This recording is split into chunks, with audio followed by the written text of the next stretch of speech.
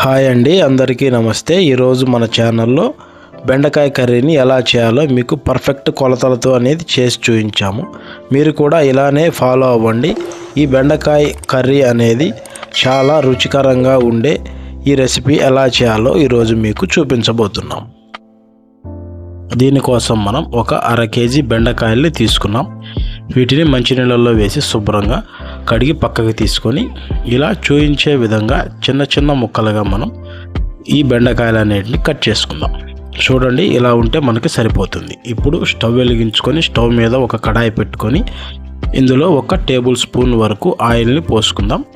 Oil కొంచెం వేడెక్కిన తర్వాత మనం కట్ చేసి పెట్టుకున్న బెండకాయ ముక్కలన్నిటిని ఇందులో వేసేసుకొని దోరగా మనం లైట్గా వేపుకుందామండి. వీటిని మనం పూర్తిగా మగ్గేంత వరకు వేపమండి.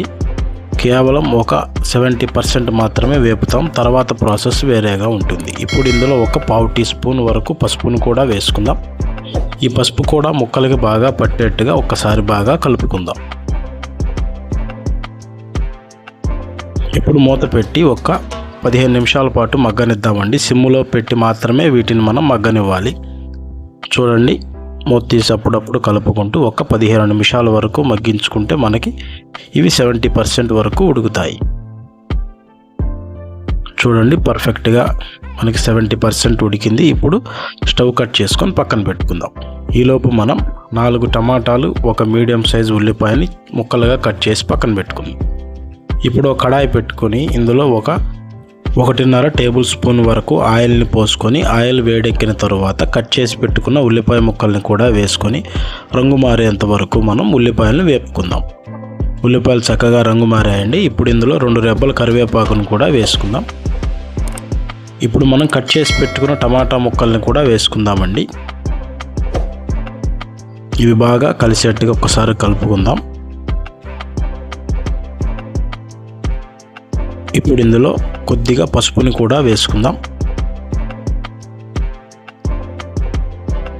ఇప్పుడు మూత పెట్టి ఒక 10 నిమిషాల పాటు మనం దీనిని మగ్గనిద్దాం. చూడండి ఎంత పర్ఫెక్ట్గా మగ్గాయో.